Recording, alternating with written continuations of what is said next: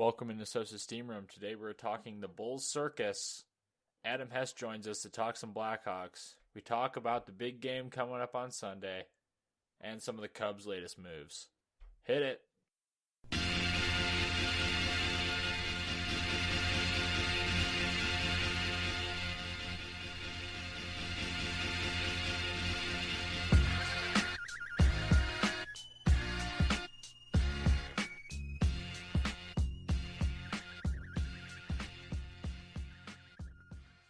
What's up, everybody? My name is Drew Edstrom, the other co-host of this podcast.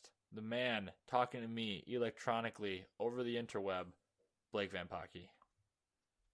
Hello, Drew. Anything to say to our adoring fans? I missed you guys. Yep. You hear that, people? He misses you. I want to give you a big hug. A big hug. Big one. Sorry for the inconsistency of episodes. We've been busy people. And, wrecking our technology and things like that and trying to get guests for you guys. But we promise we'll be consistent from here on out for sure. We will be. Yes. Blake's been very busy. He's a very busy man. So trying to track him down is difficult. I'm a businessman.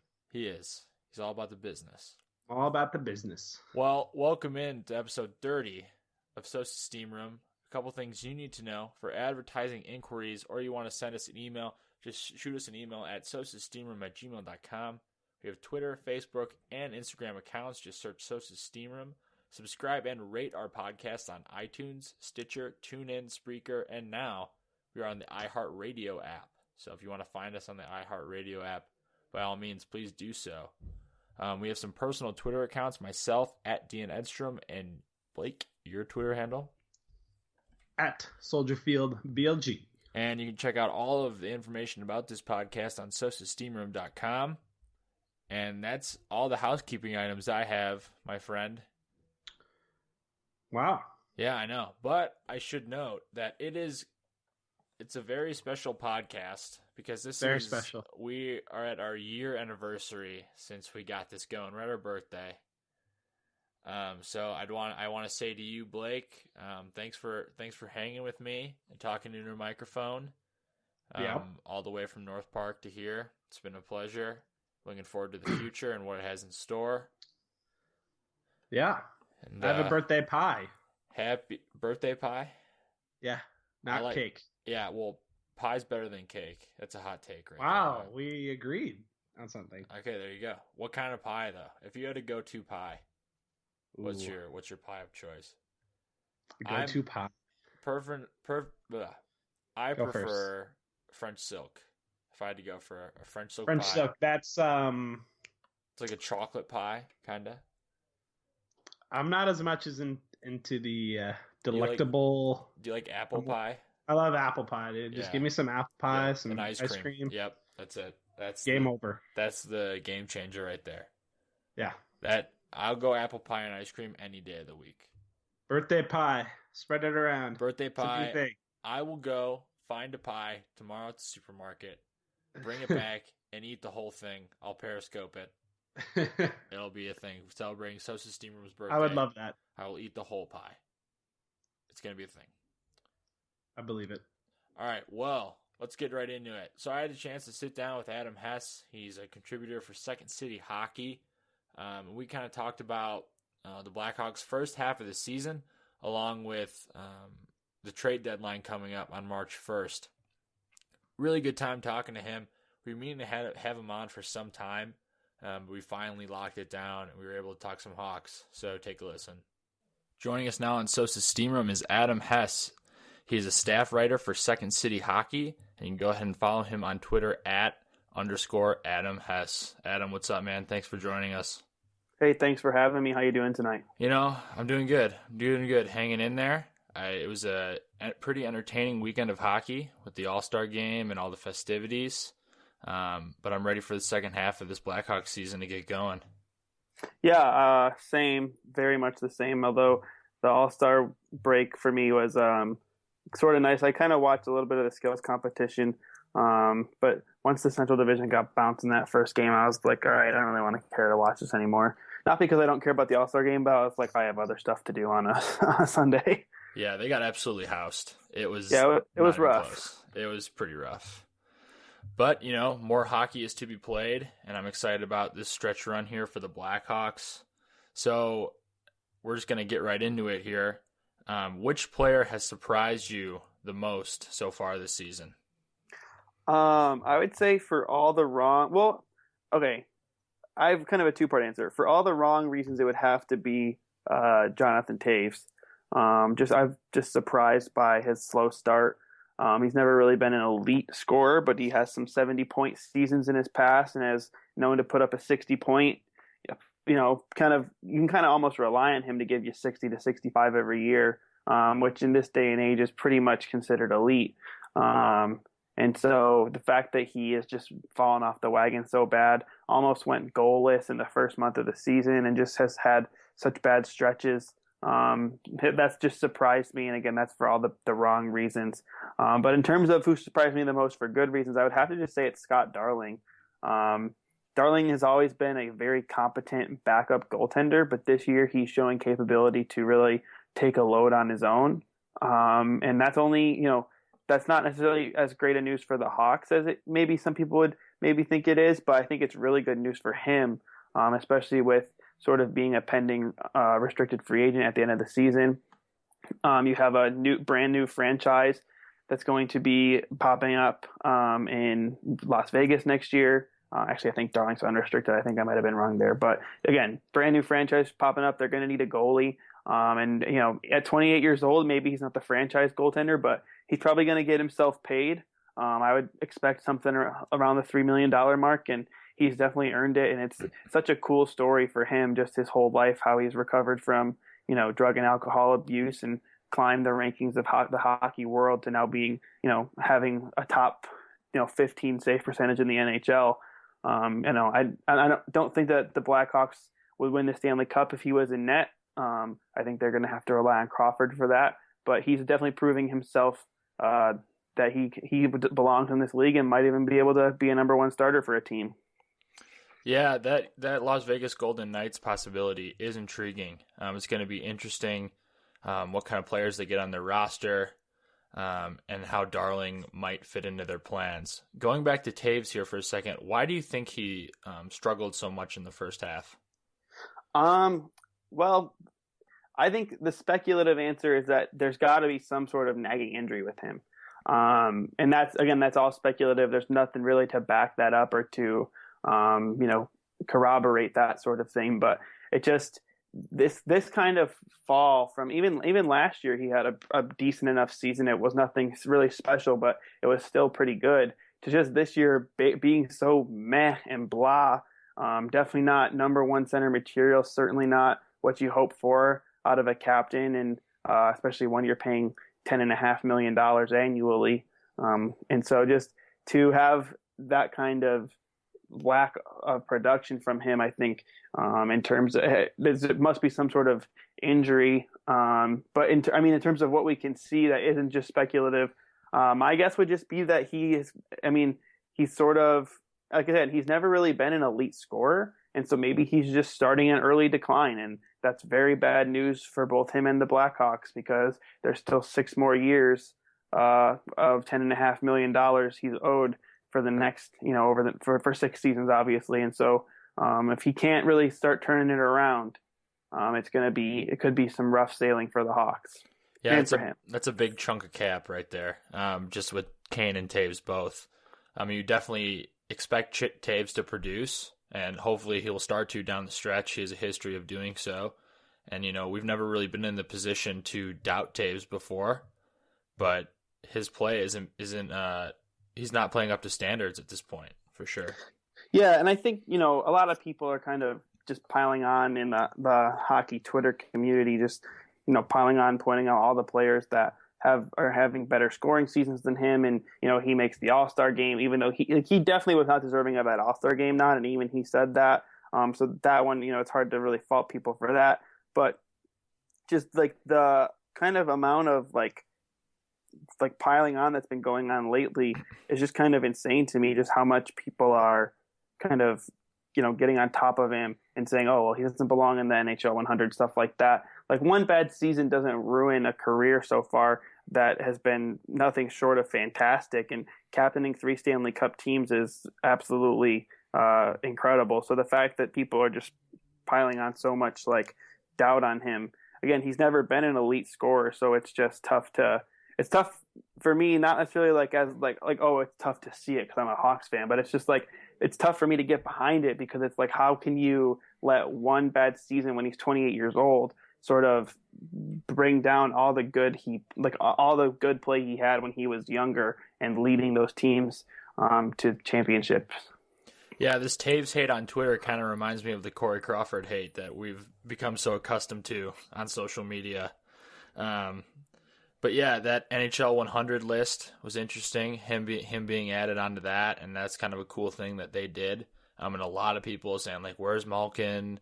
Where's Thornton? Where's so and so? They should be in there in front of Taves." So it's interesting. We'll see what happens moving forward.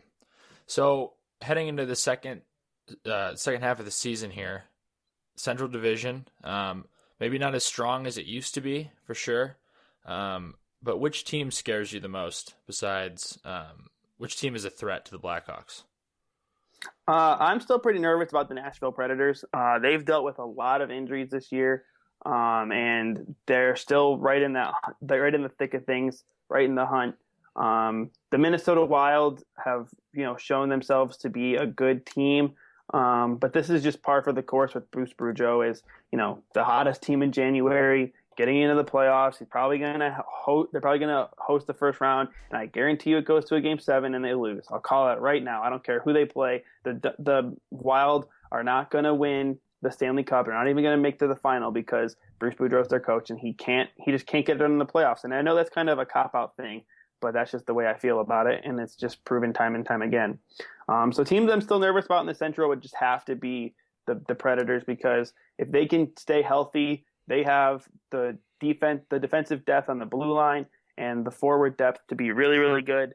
And Pekka Rinne will just have to be sort of just above average, I think, for them to make a run in the playoffs. So if they can make it, they can be real dangerous. Any concern about the Blues at all? I guess a little bit, just because they have a lot of proven players. But I just think that, they're struggling this year. Every kind of storyline that we see about them is how they're struggling, how they're not quite the Blues of the past. I think they're in, 4th place right now in the division.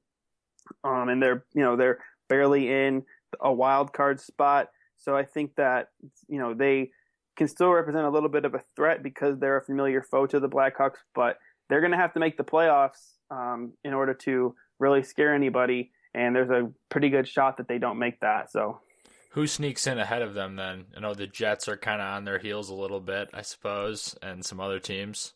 Yeah, well, I think a lot of people might be surprised to know that the Los Angeles Kings are not in the playoff picture right now. If the playoffs started today, the Kings would not make the playoffs if everything played out how it was. But I do think that the Kings are going to leapfrog them. As weird as it is to say, keep your eye on Vancouver, because they are just that team is just good enough to not be bad. And even though that's the direction they should be going, because they're not in any position to win a Stanley Cup. If they get in the playoffs, they will probably just get railroaded and murdered. But they're in the Pacific Division is not necessarily deep. And so for them, I think that they have a shot at it. And then also just the Calgary Flames, who are in that other wild card spot right now. Keep an eye on them as well, because they're stacked with young talent. And if they continue to play well, they are going to be able to make it too. I think that we're going to see Calgary and Los Angeles are going to get those 2 wild card spots. And the Central is probably going to only end up with 3 playoff teams this year. But again, I wouldn't be that surprised if the Blues did end up maybe getting hot and making it. But just the way that things are going for them, and they have been their struggles, I don't necessarily think that they're a huge threat.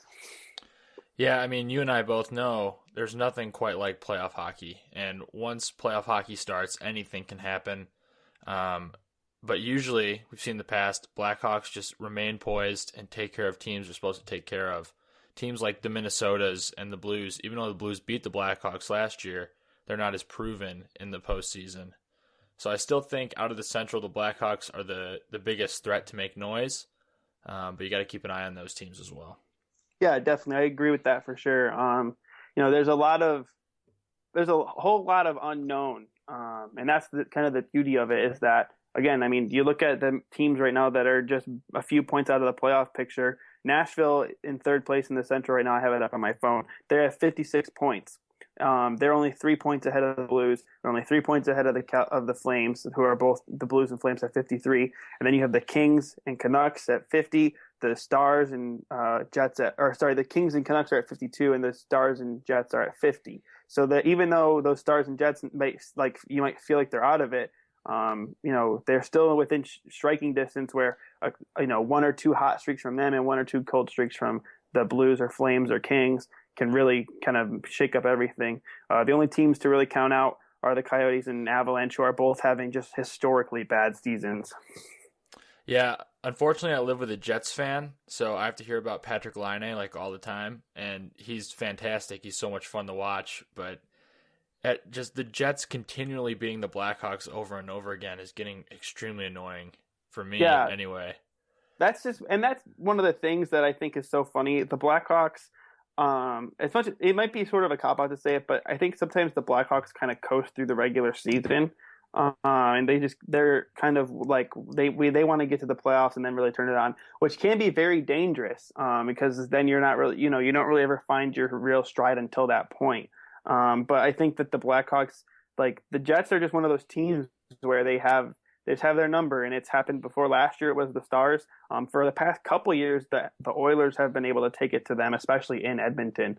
So there's just those teams. Sometimes that's what happens, and but again, it's the regular season when you're playing different teams all the time and just, going on the road. And then this night you're facing this team and they play this system. And this night it's this team, they play this system. It can get confusing. And so sometimes you just got to try to stick to yourself. But the Jets are a team built, they're fast and they're strong. So they use a lot of their strength and physicality along with that speed. And then Patrick Laine, like you said, a generational scoring talent right there. So it's interesting that it's happening like that. Obviously we wish it will not continue, but we'll have to see.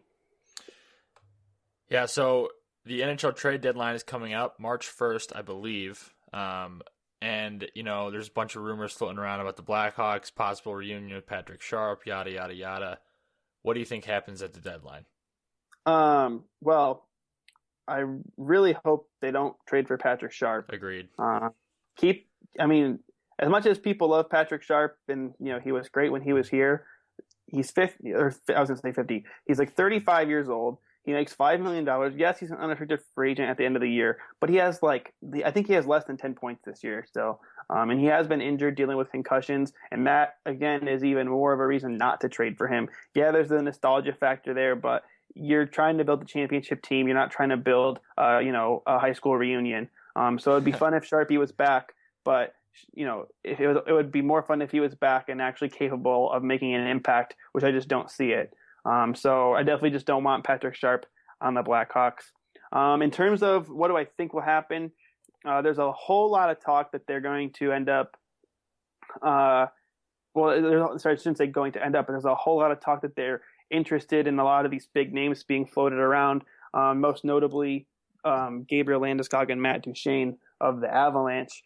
To me, that obviously that's the preferred outcome is you go get one of those guys.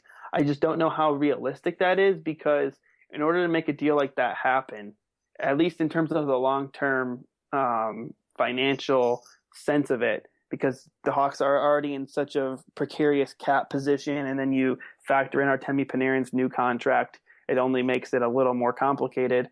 So I think in order to really add someone like Landeskog or Duchene, who are both signed at pretty reasonable but relatively high cap hits for the next few seasons, you're going to have to move someone that makes sense for the Avalanche and also makes sense to make it fit in your salary cap. And there's only really two players that do that, in my opinion, and that's Nicholas Hjalmarsson and Brent Seabrook. And as much as people think that Brent Seabrook, is a deterrent to this team and his contract is bad, that first part is not true. The second part is true. So the contract is horrible, but the Blackhawks are still a better team with him than without him. Now, if they move Seabrook to get Landeskog or Duchesne, they might be a better team then. But you're having to get around a full no-move clause. So you have to convince Brent Seabrook to go from potential cup contender to literally the worst team that we've seen in a few years. And that, to me, is a hard sell, even though he's still be making a lot of money. And so then you just have a modified no-trade clause that's on Nicholas Hjalmarsson. Well, he's your second best defenseman. And maybe this season, Duncan Keith hasn't necessarily been on top of his game. So this season, you might even want to call Hjalmarsson your best defenseman. And he signed at like maybe the most reasonable cap hit in all of hockey. How do you let that go just because you need to add some forward depth?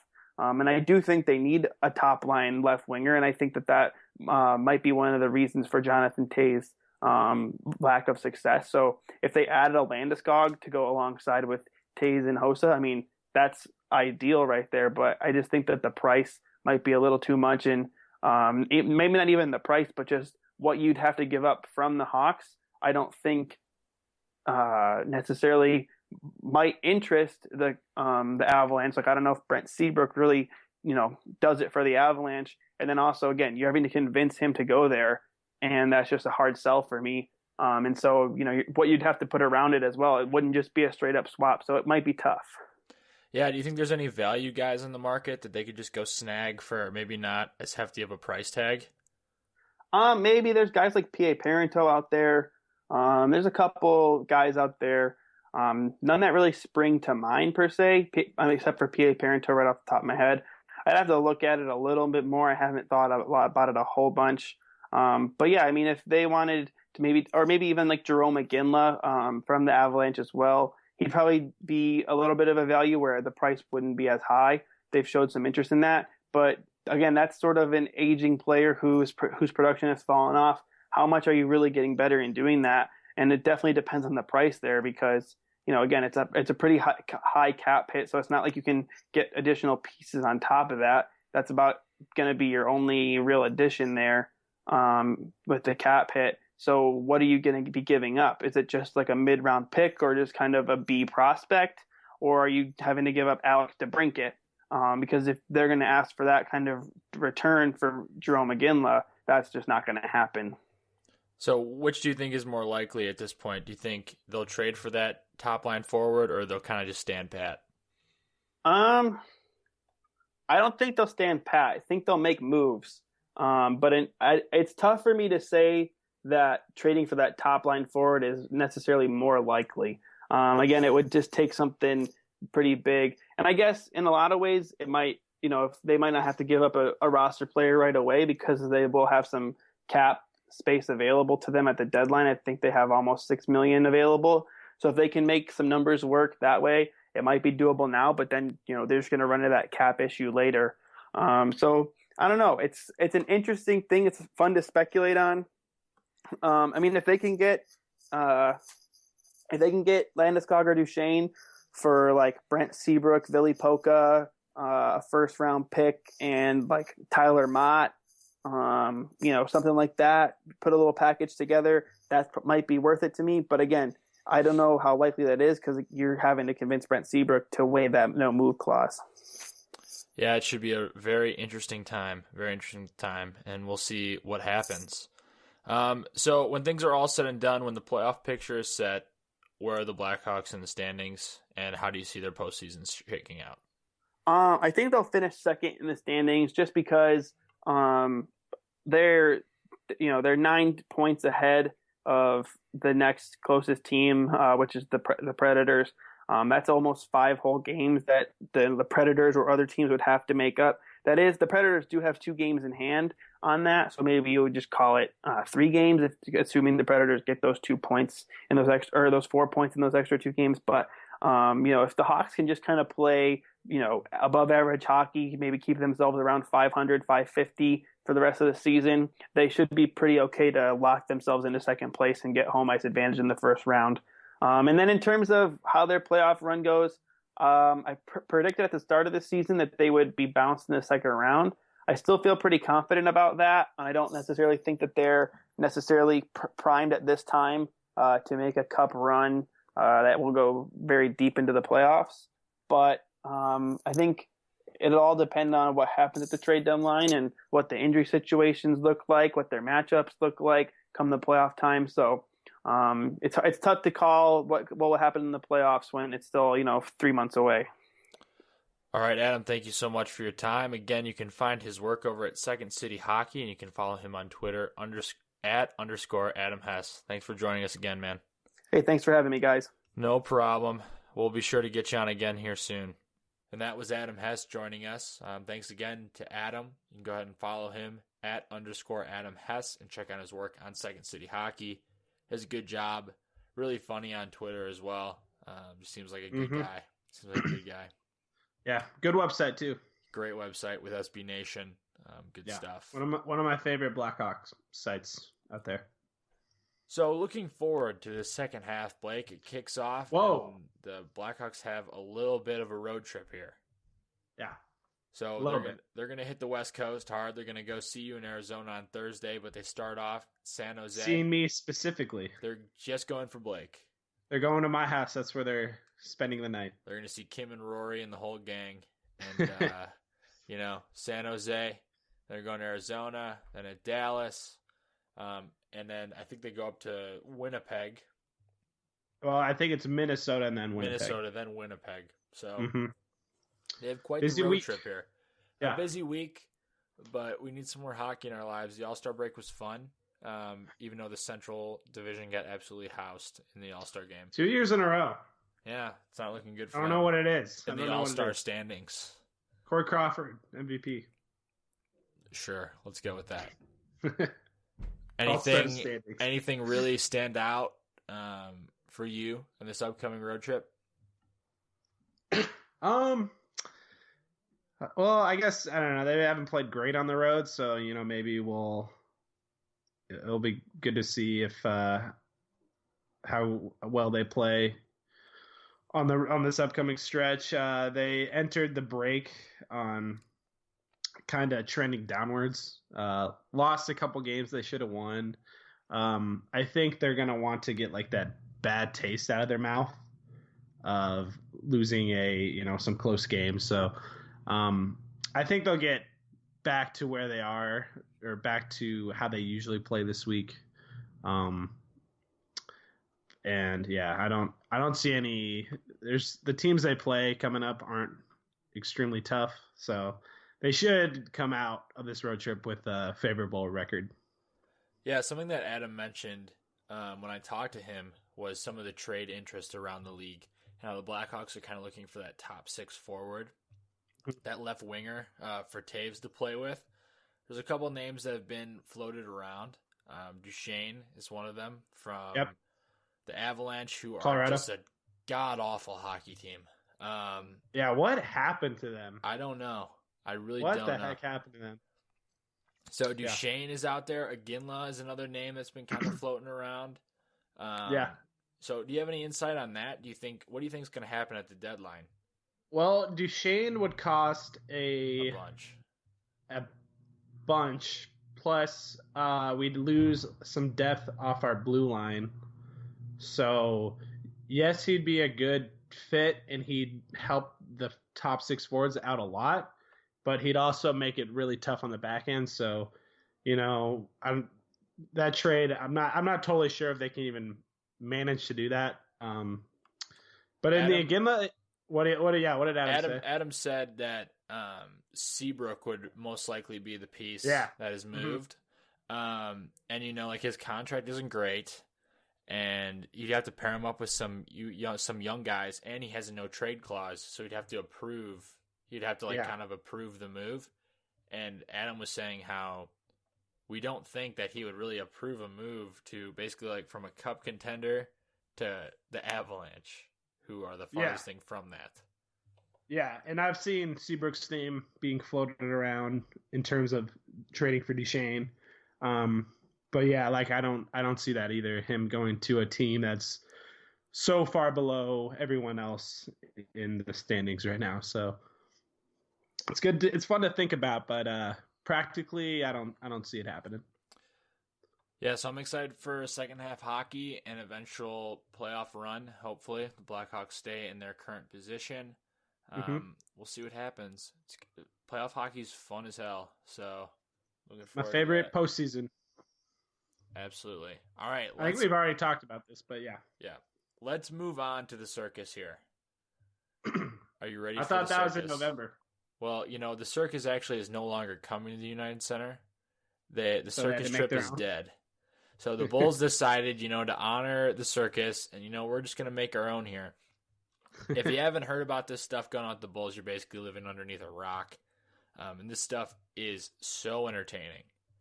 It's super dysfunctional. Yeah. It's not good for the franchise, but God, is it entertaining. So let's recap kind of this last week here. Wednesday night, the whole fiasco kind of started with a bad loss to Atlanta. They were up by double digits in the fourth and blew that game. Then they went on to lose to a Heat team that had 14 wins at the time. And then, a dreadful Heat team. Yes, a very bad, without Hassan Whiteside as well. Hassan Whiteside is not playing.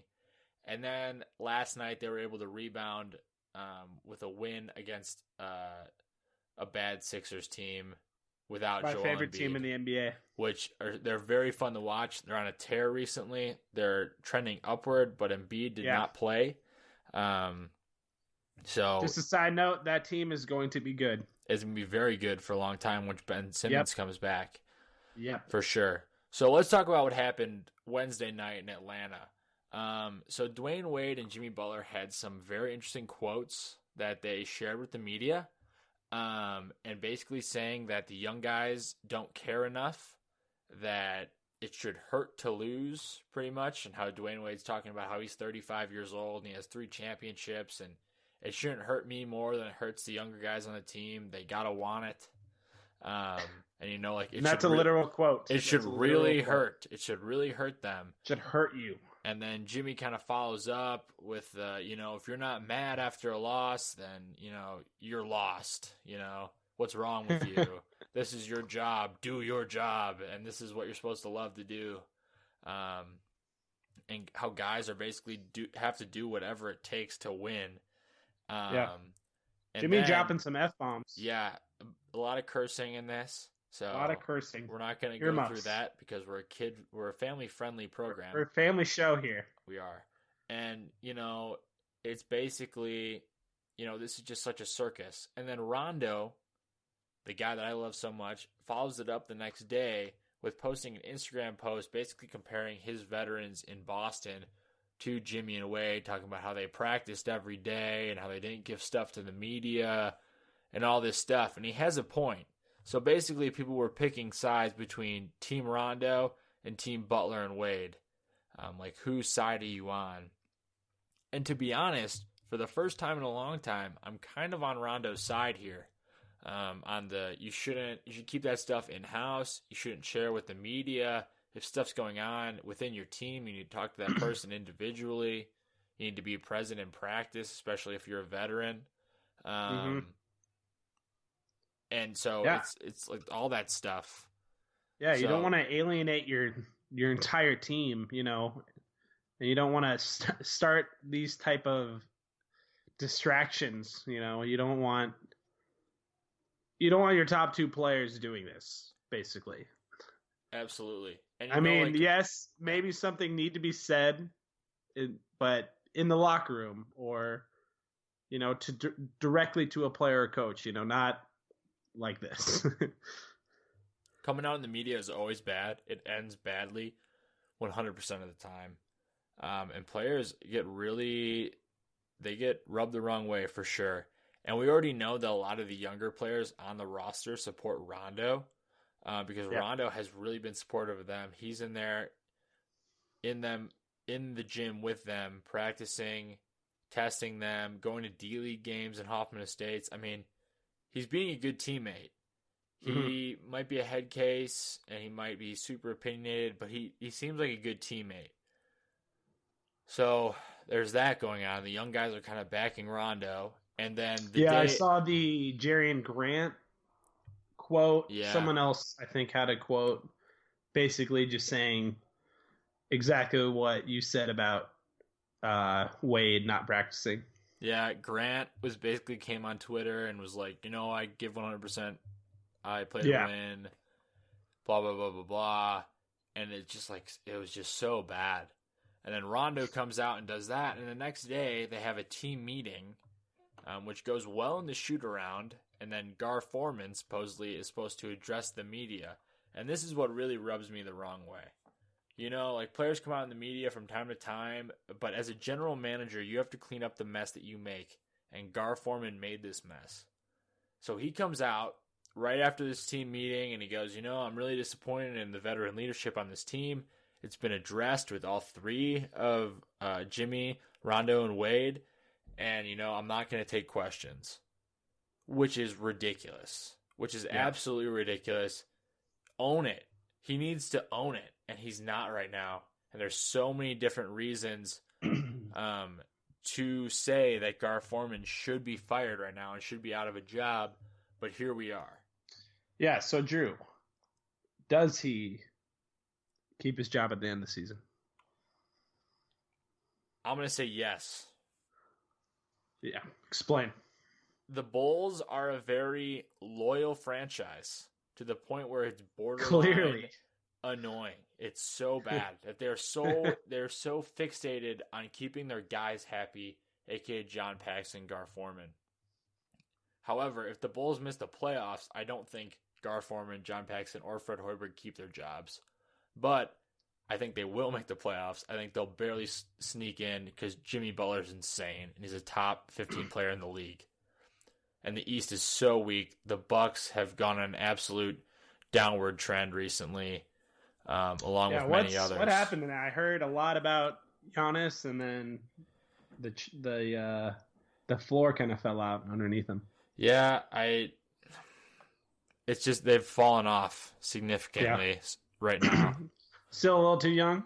Yeah, well, I mean, I'm very high on the Bucks going forward, but everyone we'll see is, what man. happens. Yeah. I've seen so much stuff on the Greek Freak. Yep, I mean, he's a top 10 player in the league. I'll say it right now. He's already a top 10 player in the league.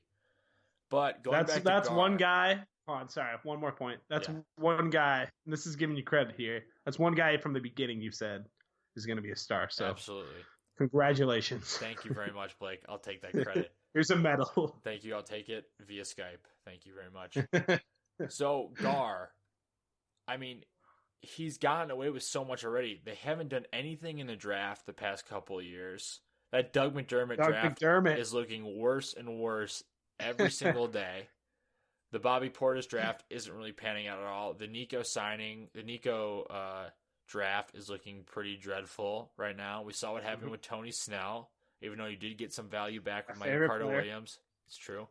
Value with quotation marks. But you're not holding these guys accountable. They're able to do whatever they want. Hoiberg, I feel bad for him because, he basically had it made in Ames, Iowa. He was the mayor of Iowa State. He's ready to go, had a good team, could make a run for the next 2 to 3 years with some of the guys on that roster. And, he chose to come here. And he was actually asked, like, hey, do you have is this the toughest moment of your career? And he paused and he's like, it's part of the job and blah, blah, blah. Yeah. He was put in a really bad situation. He doesn't have players that benefit his system, that play to his system's strengths. And he's in a tough spot, but I don't think he's an NBA coach. I'm going to give you credit for that because you called it from the get-go. Do I get a medal? Yes, I'm passing the medal that you gave me back to you. So there you go, take it. I'll take it back. There you go. It's all yours. But at some point, there needs to be some level of accountability. Bringing in an aging Rajon Rondo to stir up this drama is not good. Bringing in Dwayne Wade for basically a publicity stunt is not good. There are guys out there that you can get who are much more valuable for a lower price. And instead, you get these two vets that aren't doing anything at all. Trying to sell the tickets. That's their whole. That's their whole thing. Are they selling tickets? Are they making playoff revenue? And so far, Jerry Reinsdorf has not shown me anything in the last 5 years that he actually gives a damn about this team. Mm-hmm. So it's interesting.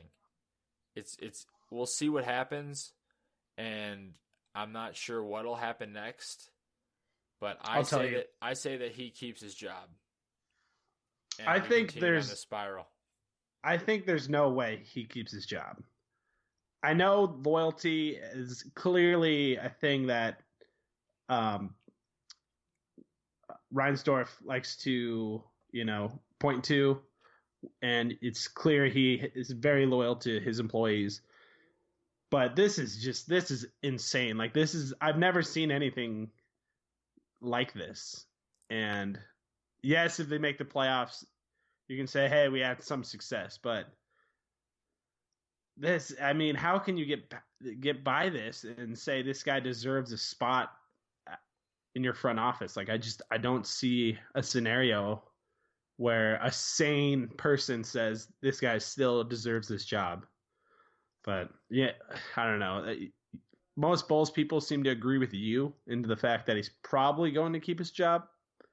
But I mean, that's just gross incompetence then, because this is just maddening to the point where a guy who is just not getting the job done is going to get retained. So that's the reality, man. Like, I don't know how exactly they fix this, but Gar is clearly not the answer, but he never has been. The way he evaluates players is awful. He really pays no attention to advanced stats. Their scouting department is behind. And, here's the thing. There's a reason why all these Bulls people are saying, we don't think he's going to get fired. Because there's been fireable offenses in the past and nothing has happened. There's been no accountability within the organization to make us believe that will actually happen. So until that actually happens, I'll be the happiest guy in the world if they miss the playoffs. I'm a bad fan, I know. But it's better long term. I'm with you there. If they miss the playoffs and the next day Gar Forman gets fired and John Paxson gets fired and they just clean house, that would be the best day ever, because it's finally like, all right, we know where we're going. Yeah, we need to start over. Yes. But, that's not going to happen. The Bulls are going to hold on to Jimmy unless something drastic changes. They're probably going to hold on to someone with some value, but we'll see. In a perfect world, at the trade deadline, Mirotic is gone. If you can get any type of value for him, Taj, I know the Raptors. Come on, Toronto, just pick up the phone. That'd be great. You're just trying to get value for what you have right now, because the reality is in the next 5 years, you're not winning a championship. Even with Jimmy on your team, if you're building around Jimmy, unless you score tremendously in free agency. So yeah, I'm with you. It's just a mess right now. The Bulls were able to rebound against Philadelphia the other night, but yet again, Embiid did not play, and they were up by the process. Yeah, I love him. They were up by quite a bit, and Philadelphia was able to come back and tie it, but then the Bulls were able to close the door. And Nico and Doug actually had a pretty solid game. Robin Lopez had a great game. Taj Gibson has been out recently, dealing with some ankle soreness. It's more of a precautionary move. So yeah. I have one more question. Yeah, hit me. How'd you feel about Hoiberg benching Jimmy and Wade for like a minute or two? Not starting them, essentially. Yeah. You already fined them. They got fined quite a bit. And they also didn't publicly release the fine. Usually in the NBA, the GM will come on and say, we fined them this amount of dollars. The dollar amount was never said. And it took reporters to basically ask Rondo, did you get fined? And he's like, absolutely. So it was like, it took that answer to get it out of them, which is completely unprofessional. Just announce the fines and move on, because then you close the door. But, Fred went, and he ended up, as a disciplinary action, not starting them. And, I guess I'm fine with Fred putting his foot down, but there's better ways to do it. A fine is a good way to do it. So I just leave it at that. They understand. They're obviously paying attention to the mainstream media and all the attention they're getting recently just because of these remarks. They need to know, all right, we're going to get fined. We learned our lesson from this, whatever. And I think that's enough. And Wade and Jimmy are pretty opinionated people, so maybe they won't learn their lesson, but a fine is enough, man. You're just hurting your team's chances to win, bringing them off the bench, getting off to a good start. I think, from what I read, they both missed maybe like a couple minutes. So, like, what message are you really sending there? They came in at the 6-minute mark. Oh, was it more than that? Okay, never mind. Yeah, and Jimmy and Wade had awful games. Jimmy probably had the worst game of his career. Shot like 1 of 13 from the field. He was brutal. So maybe you ask the question, like, was his rhythm disrupted since he didn't start? Which I don't think was the case. I think he was just missing shots. But it was legit question asked, though. Yeah, I mean, guys have their routines. Everyone has their rhythms. Pro athletes all the time. So who knows, man? Who knows? This week, the Bulls got the Thunder. They're on a pretty tough road trip here, a tough stretch. So getting that win in Philadelphia was pretty important. They have OKC on Wednesday and then Houston on Friday. And that's it for the week, really. So a slow week as they're traveling on the road. You would probably assume that both of those games are losses. But OKC recently, Cantor punched a chair and broke his forearm, so the classic, out, And the OKC Thunder, can I interest you in a Robin Lopez? We should trade. We should talk about trades. That'd be fun. So that's it about the Bulls. I'm done talking about them now. That was fun. It's about as fun as it can be. It's gonna get a whole. It's been a crazy week. We think it's rock bottom, and then they keep on proving us wrong. So seriously, pretty soon. I remember when they were 3-3 or like 3-0 or something, and the world was great. Well, I'm not gonna say I told you so, but I told me so. I did. Okay. I said small. Let's move on to the Bears. Okay, we're moving on to the Bears, which is another great topic here. Great topic. So let's talk about the quarterback situation here. There's a lot of quarterbacks kind of floating around via the trade market and our free agency. Some names in particular: Tony Romo, Tyrod Taylor, Jimmy G. Garoppolo, the boy from Rolling Meadows High School in Illinois, South Middle Eastern School Illinois. Cardinal. Two Eastern Illinois QBs on this list. It's very true. They breed quarterbacks over there. QB and or rookie QB.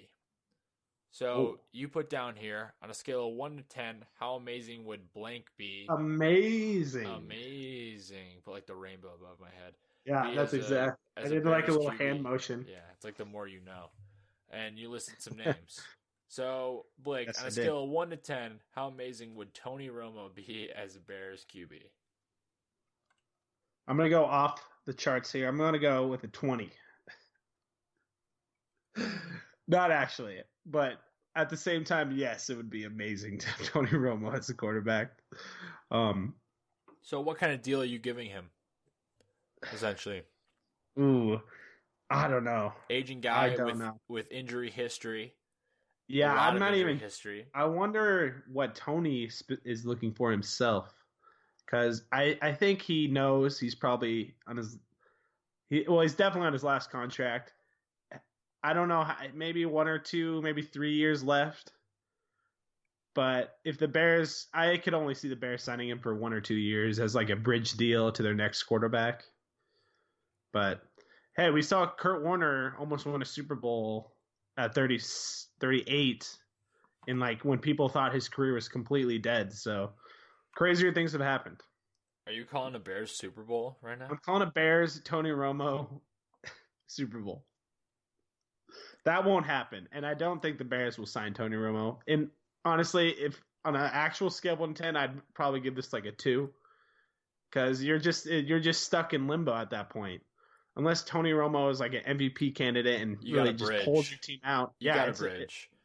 If they go defense in the draft and bridge with Tony Romo, then I can understand it. But anything else, and it's just a waste of time. How long is that deal? You gotta guess it's more than 2 years. I'm telling you that. And it's probably gonna be for some change. So I'm not super high. I wouldn't be extremely upset. But you got to make sure you got a good backup in place then if you're bringing on Romo because of his injury history. Not Barkley. No, the franchise right there. The franchise. But hey, Tony Romo would be fun. He would be fun. I mean, he went like until a point where we want to until he botches to the point where it's not fun. Yeah, until he botches a regular stat. Yeah. Let's go back to that moment because that was ridiculous. One of my favorite playoff moments. Oh my gosh, I remember watching that and feeling so bad for Tony Romo. Oh my goodness. That encapsulates. Yeah. Exactly. It sums up Tony Romo's career. Yes. All right, next name, Tyrod Taylor. I'm gonna go with a 3. I'm gonna beat you, and I'm gonna go with a 2. Ooh. Well, do you want to start, or do you want me to go? He hasn't shown me anything at all. Mm-hmm. Yes. And I mean, it's interesting. I'm interested to see what he gets paid in the market. Because it's basically like him and Romo at this point, and Jay, I would suppose, in like that free agent quarterback pool. Has Cousins been? Have there been talks about Cousins re-signing?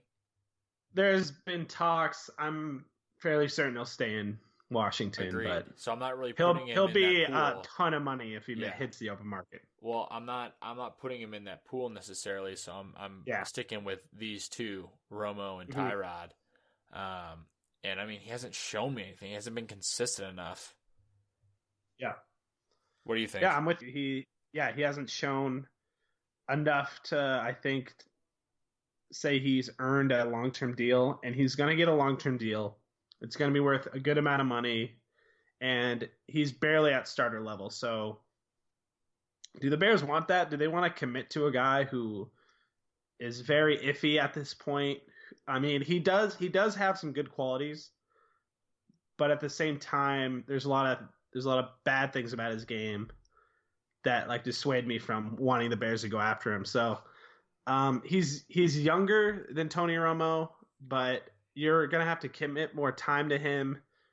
And I don't know. I just, like you said, I don't see him as the guy moving forward.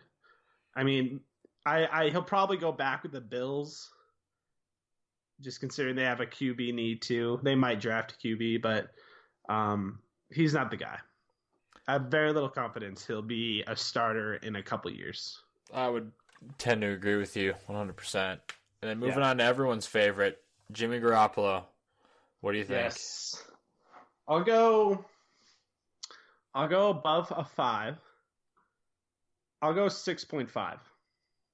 6.5? That's like pretty average. That's like a D. Yeah, I'll give him a D. How come?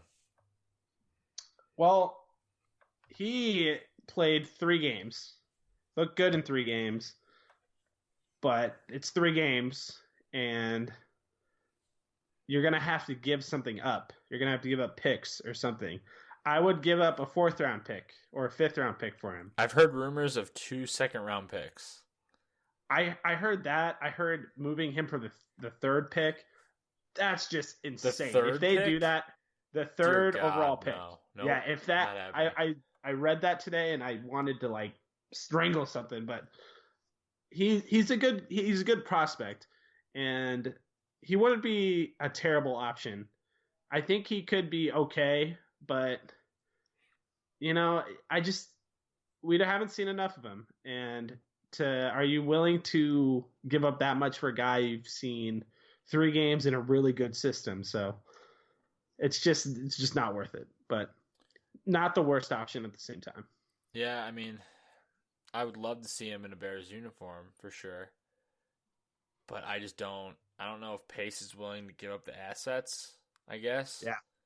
And I don't know, man. I don't know if I want to give up that 3rd pick. Seriously?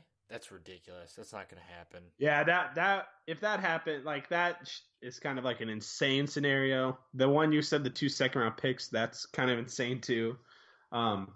I would only give up like a 4th or 5th rounder for him at most. So agreed. If they can get that, then I would be happy with it because he could be good.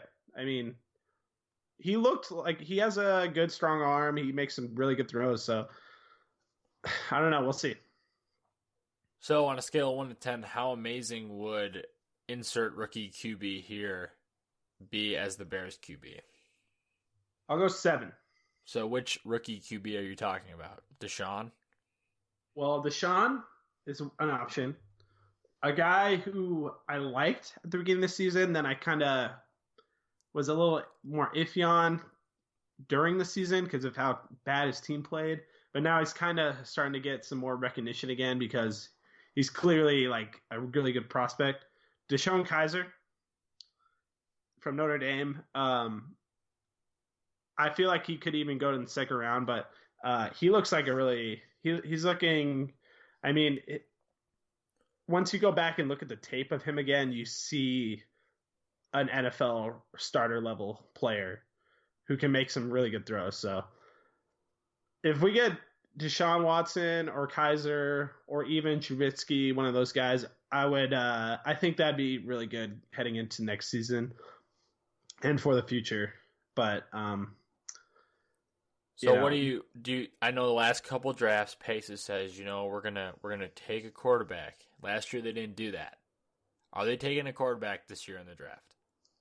Absolutely. Yeah, it would be it'd be an absolute mistake to not, especially because if you don't get one in the first round, you can get one of the second round QBs like right at the start.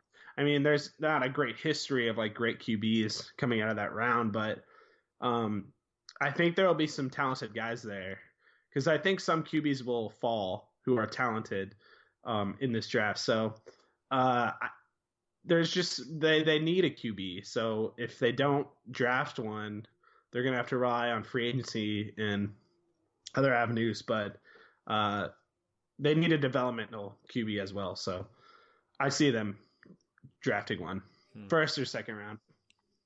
Do you think they're going best player available at this point?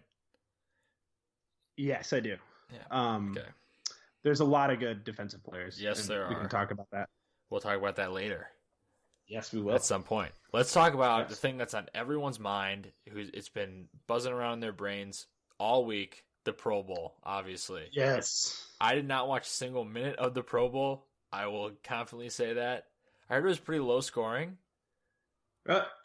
Yeah, so I don't know. I literally know nothing about the Pro Bowl. I didn't watch anything. Well, a moment of it either. You heard it here first. We are very knowledgeable about the Pro Bowl. We're very up to date. We do our jobs professionally. Yes, and honestly, if you are up to date on the Pro Bowl and pay real attention to the Pro Bowl, I do not trust your judgment. So yeah, what are you doing? I question your life decisions, and we're going to talk about it anyway because we like talking to each other about this stuff. We like talking. We're talkers. Oh, there you go. See? Oh, look what happened. Look at that. Synergy.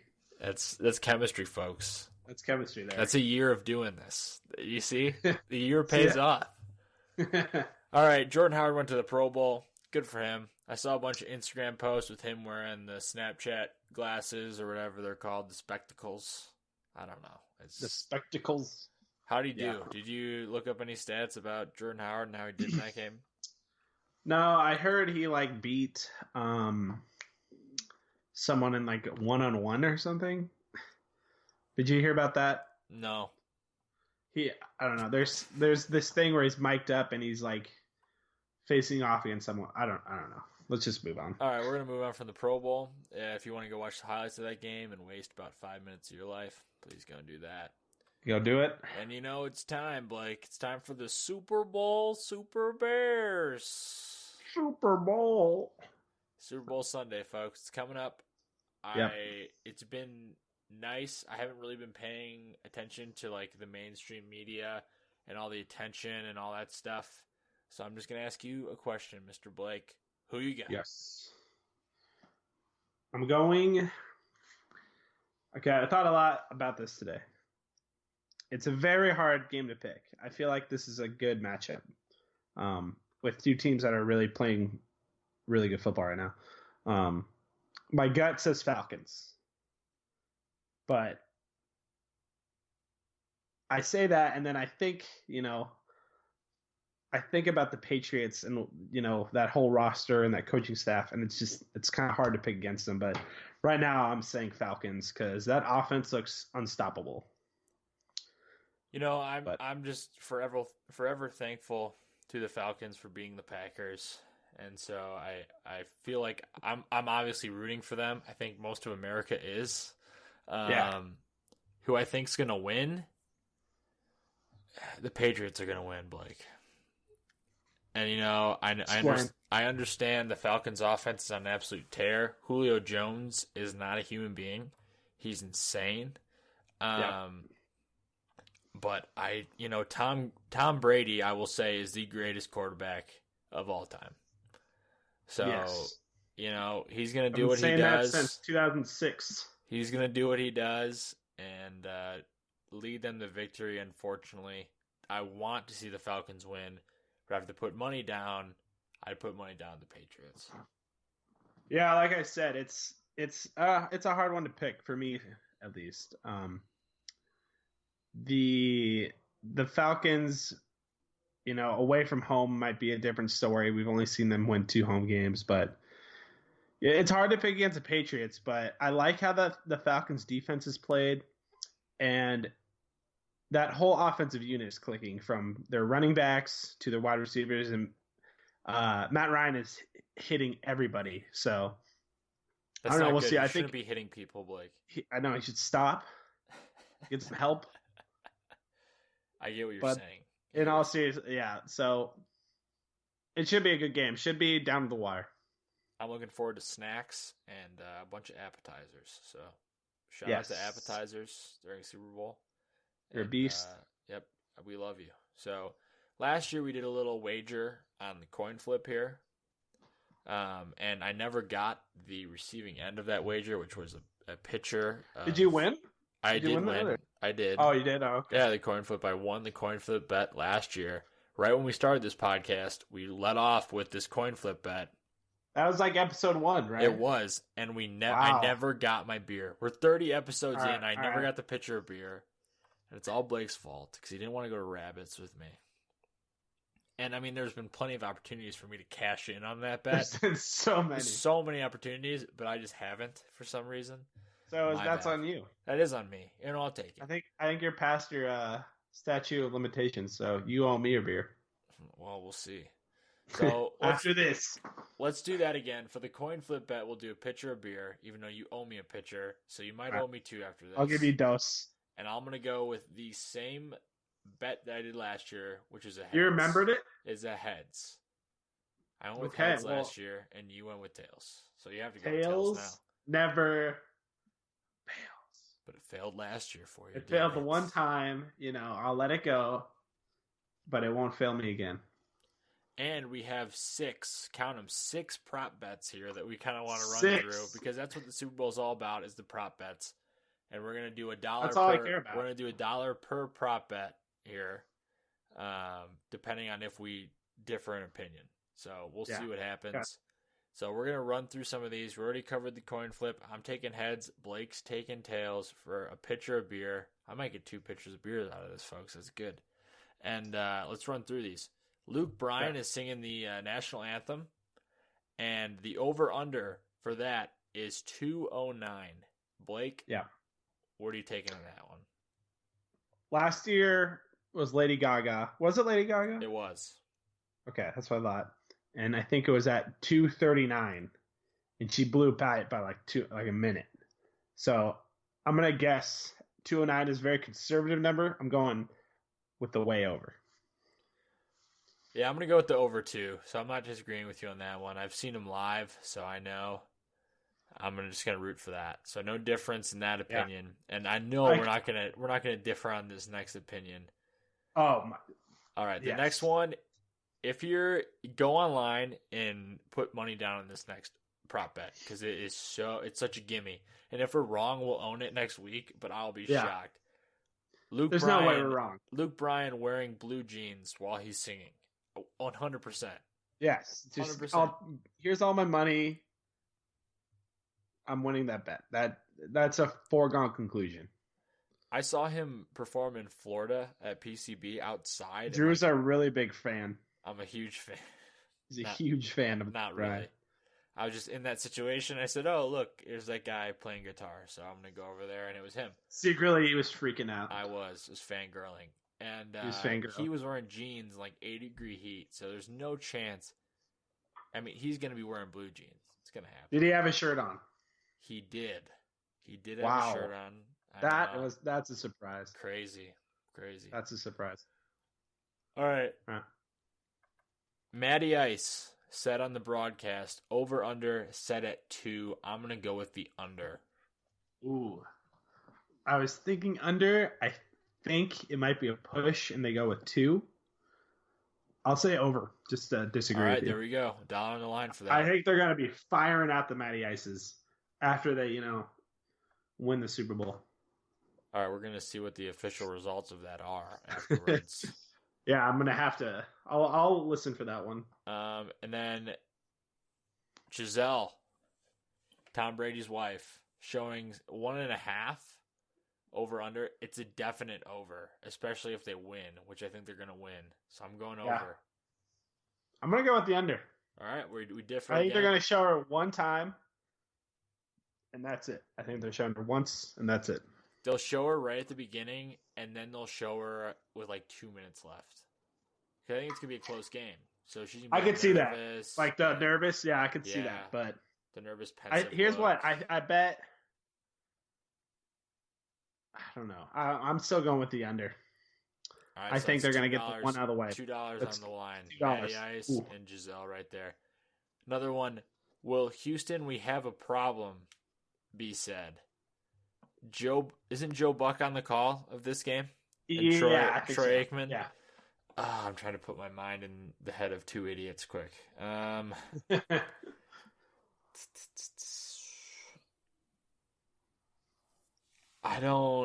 Maybe like a missed call or something, or like a review. I would see this going on. Yep. Maybe. I don't think Joe Buck is that corny. I'm going to say no. I'm glad you said that because I'm going to say yes. I think he might even whole hog it and go right from the beginning. Like the first line he says might be Houston, we have a problem. I hope not. I don't think he will. I'm really hoping for this one. Like I'm going to be cheering for this one. All right, well, we're if he says it, people are going to be like, why was that guy freaking out at the party? And what color will the Gatorade be, which is poured on the winning toast? This is the easiest one. This is the easiest one. That's what you think. Oh, it's over. I'm going with red because I like red Gatorade the best. And, I'm going to go with something different. If it's the Falcons who win, they get the red Gatorade. I don't know if they can really tell if it says on the cooler, like red, green, purple, blue, whatever. Well, do you think they like have color coordinated Gatorades? Well, I don't know. Like, some people like different flavors. Do the Patriots get blue? Well, I don't know. Maybe they just go with the red color because of the Falcons. Blake, I really have no idea. Do you think they do that? I don't. But how many flavors do they have available? That's it. Well, like there's 6 right here. Are they all available? Do we know that they're all going to be available on the sideline? And I actually lied about my favorite flavor. Frost, the clear flavor is my favorite for sure. For sure, easily. Riptide Rush, dude. That's like a light blue. It's not even blue. It's a purple. Well, I guess that's blue. That's purple. You're right. I'm an idiot. That's a purple, man. I don't know Gatorade. It's your fact straight, Gatorade. I like the Frost. That's good. No, okay. Can I answer? Yeah, go for it. Can I answer this? It's yellow. Yellow. It's yellow. Like it's over. All right. Give up. Here's my thing too. What if they dump the clear? They dump the Frost, but how do we know that's not water? How do we know that's not water? You know what?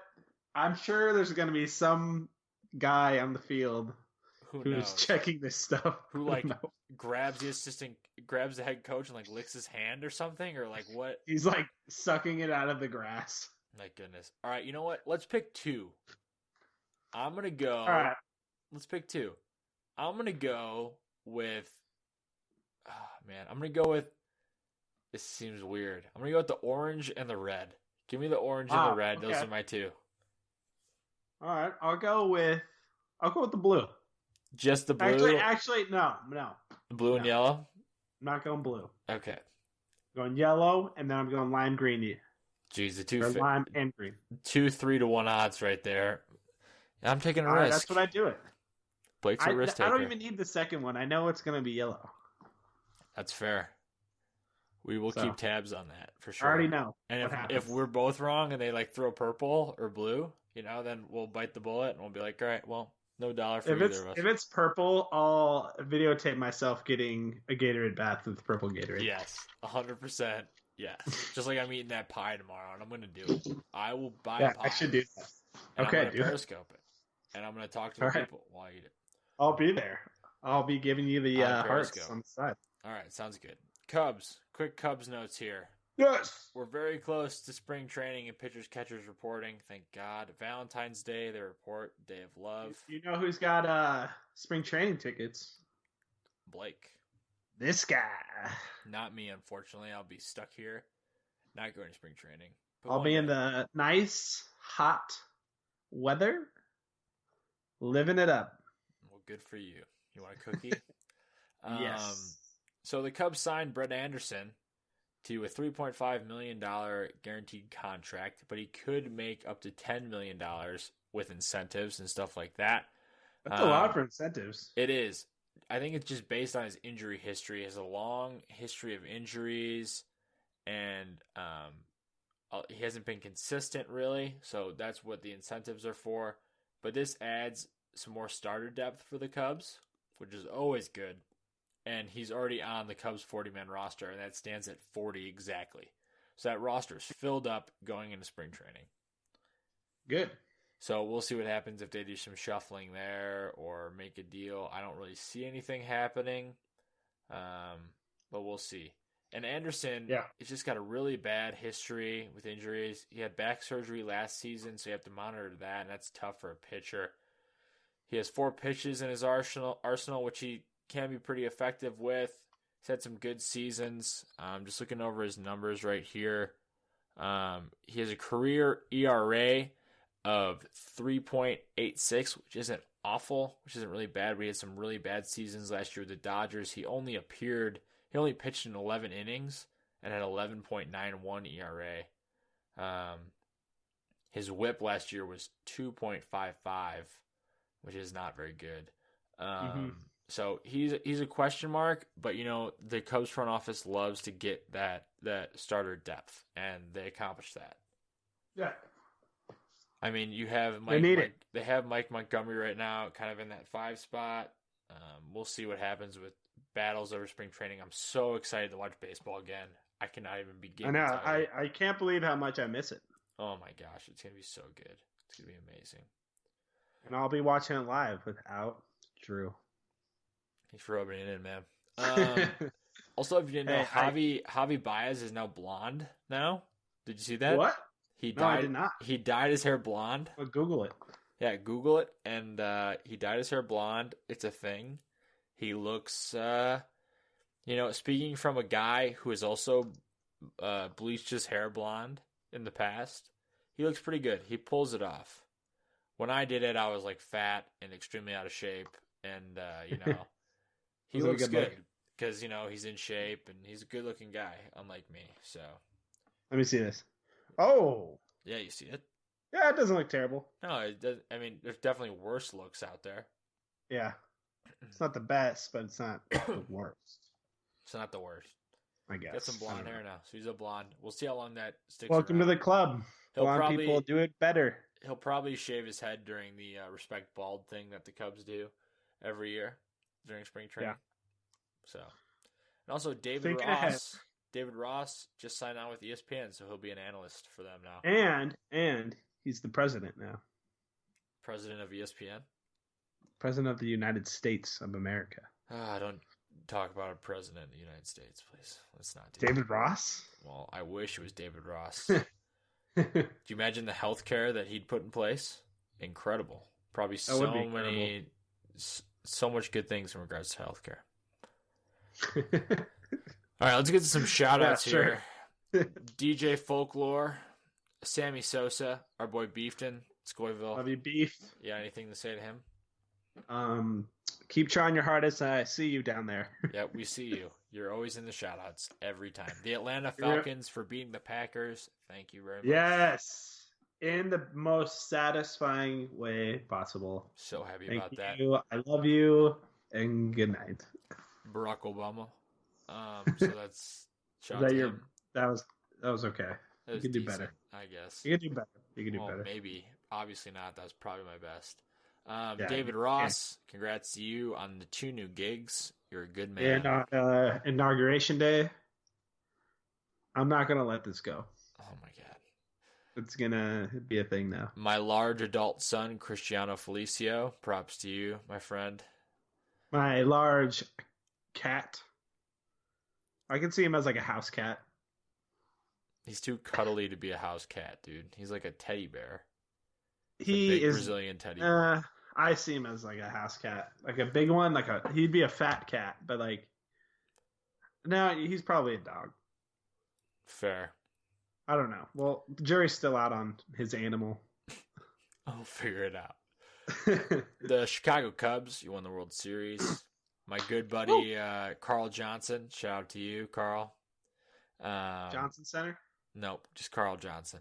Nothing to do with the Johnson Center, just a Johnson. Adam Hess for joining us. Thank you very much. David Holmes. Always and forever. Kemba Walker made the All-Star game as a reserve. I wanted to give a shout out to him because he deserves it. Same with Kyle Lowry. Okay, I'm just going to say this. That was the most random shout out of all time. I know, but I need to do it. I'm Kemba obligated. Walker. Kemba Walker. Cardiac Kemba. I did, what was it, 2009? 2000... UConn days. You think it'd be UConn days? Yeah. I don't know. 2011? When he hit that shot. When he had a bunch of shots. He did. He's made multiple shots. Can't confirm. Moving on. Theo Epstein. We love you. God, you're the man. Nintendo. And then human beings for listening to this podcast. I kind of hate human beings right now. Well, not our people. If you listen to us, you're good people. But just as a species. You're generalizing it, and I'm going to shut it down. That's all right. I love you, humans. I'm just joking. Right. Well, thanks again. I'm Drew Edstrom, and that's Blake Van Pocky. You can follow us on Twitter at DN Edstrom and at SoldierField BLG. You can also follow us on the Sosa Steam Room Twitter account at Sosa Steam Room, as well as our Instagram account, Vote David Ross, and our Facebook page. Email us for advertising inquiries as well as questions you have, sosasteamroom@gmail.com. Subscribe and rate our podcast on Stitcher, TuneIn, Spreaker, iHeartRadio, as well as iTunes. It's all good stuff. And we have personal Twitter accounts, which I already said. I don't know why I'm saying them again. Wow, Drew's losing it. I'm losing it. Not twice. But we do have a website, sosasteamroom.com. That's something I will not forget. Blake. Look at it. Anything to say to the people? Enjoy it. Yeah, I hope you guys all have a good week. Go Falcons, I guess. And that's it. And that was Blake's Words of Wisdom. Words of the day. That's gonna be a new segment, Blake's Words of Wisdom, where he will inspire you to go do great things. You want to have a happy life? Pet your dog. You hear that first. Words of Wisdom with Blake. Thank you so much for listening, everybody, and we will catch you later. As always, it's a pleasure. Yes. Adios. Amigos.